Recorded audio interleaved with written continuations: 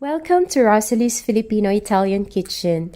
Remember to subscribe to my channel and click on the bell button to get notifications of my video uploads. Thank you! Our recipe is baked barbecue ribs.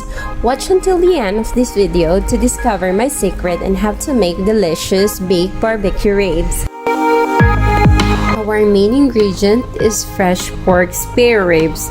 I bought 2 kilos and it's ideal for 6 people.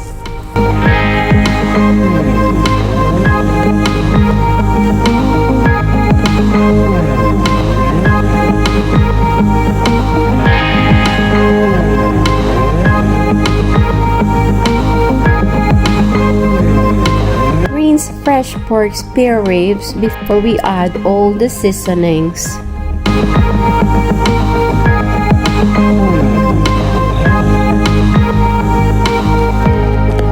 Let them dry with kitchen paper.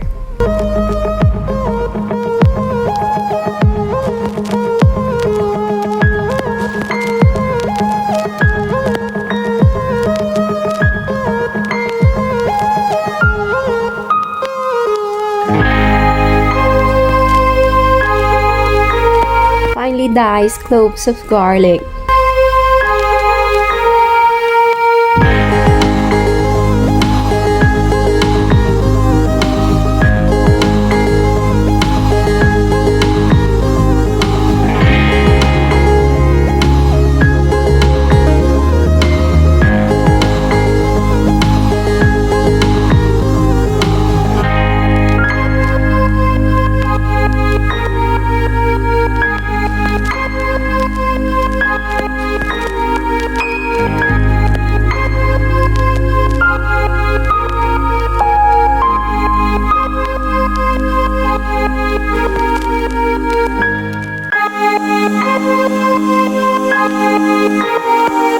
And rub it properly to our fresh pork spare ribs.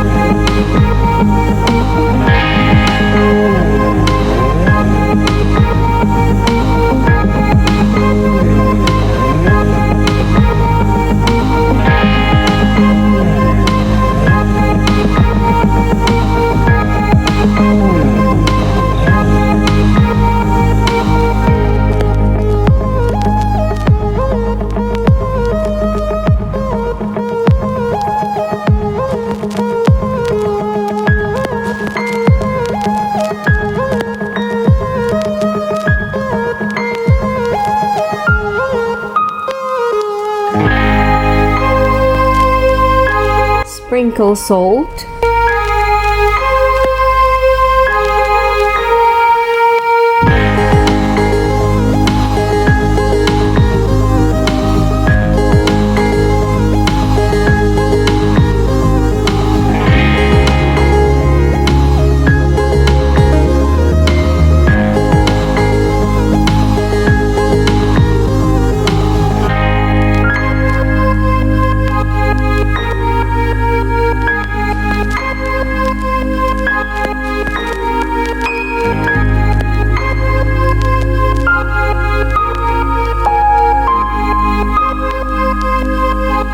Sprinkle black pepper.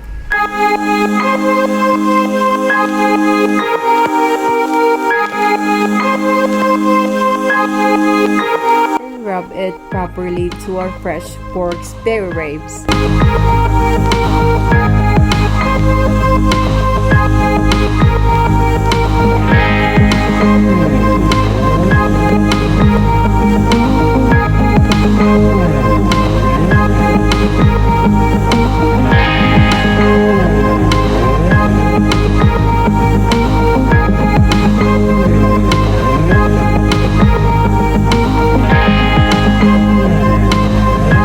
Sprinkle granulated sugar.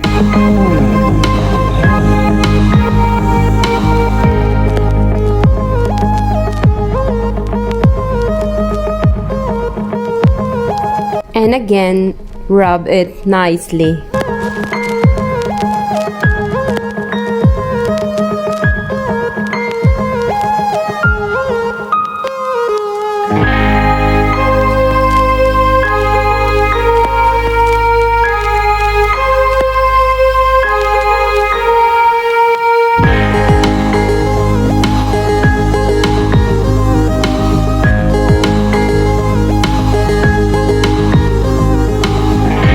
Wrap in foil our seasoned fresh pork spare ribs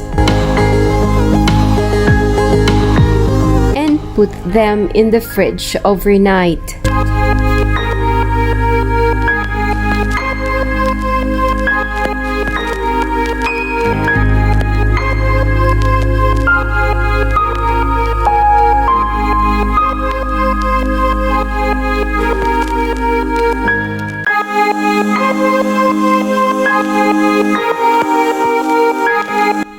After, bring them out from the fridge and bake them in a preheated oven at 200 degrees Celsius for 2 hours.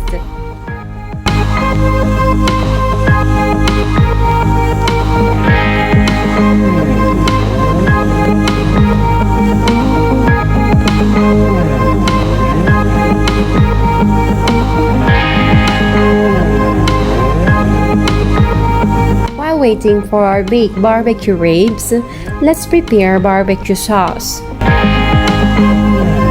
We need to melt butter,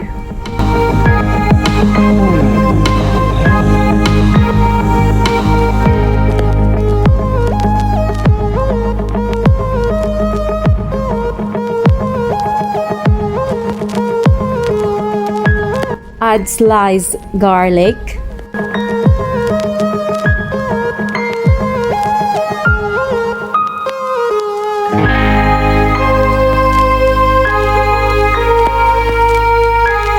add sliced onion,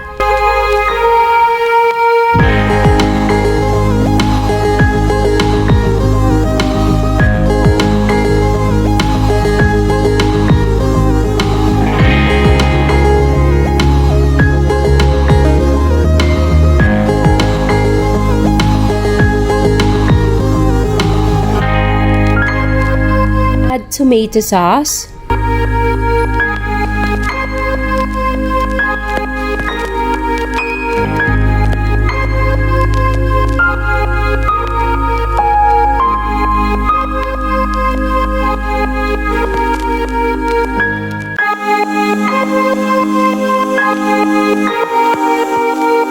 add salt, add black pepper, and add soy sauce.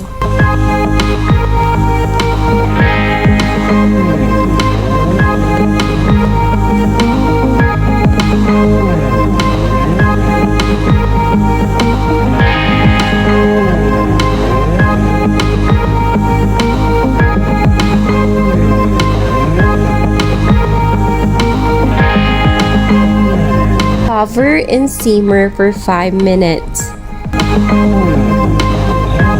After 5 minutes, add apple cider vinegar and granulated sugar.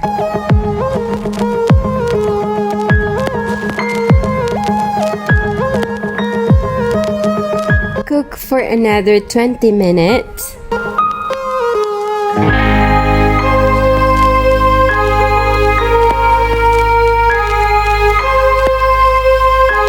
After 20 minutes, the barbecue sauce is almost ready.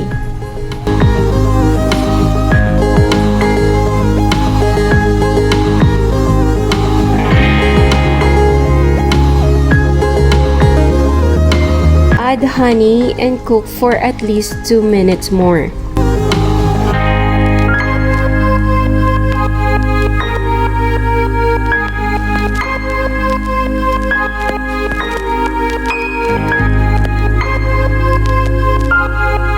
After 2 hours, our baked barbecue ribs are almost ready.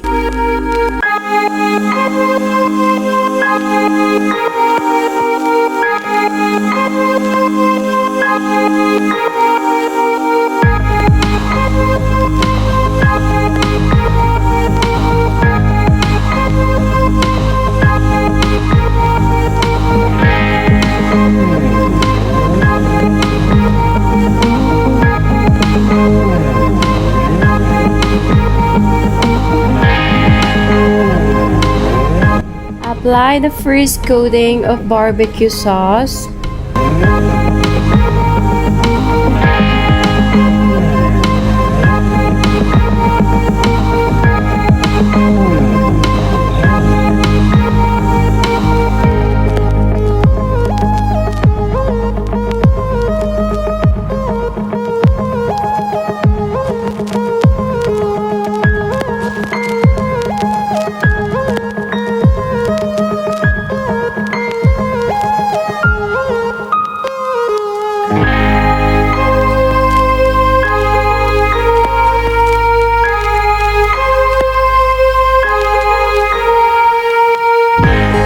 Put it back in the oven and bake for 10 minutes.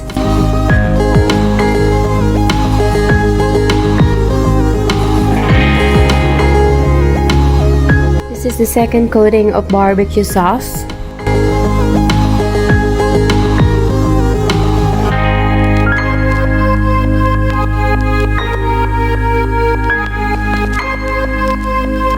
Put it back again in the oven and bake for another 10 minutes.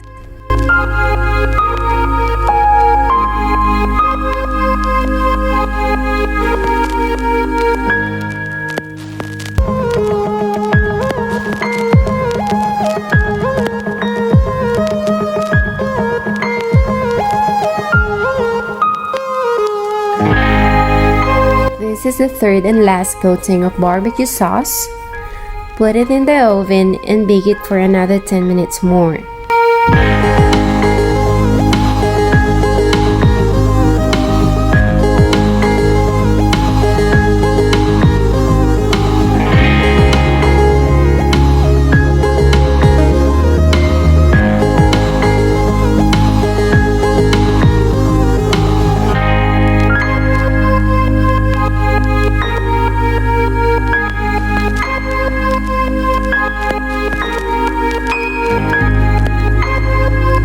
Voila!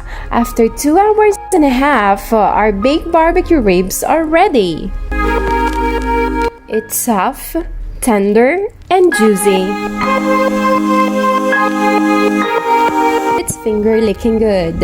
I'm sure if you try my recipe once, you're going to try it not only twice, but many times. I hope you enjoyed watching my recipe video, and remember to subscribe, share, and like.